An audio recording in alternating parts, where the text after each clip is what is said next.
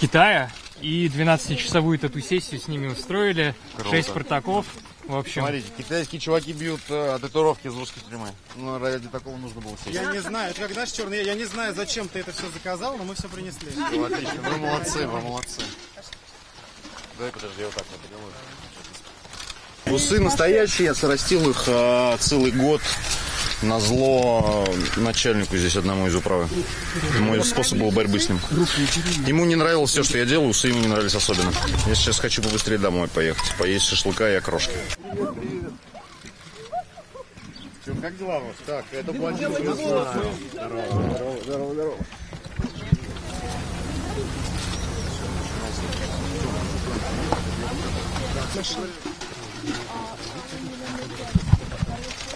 Я хотел бы это же процесс интимный.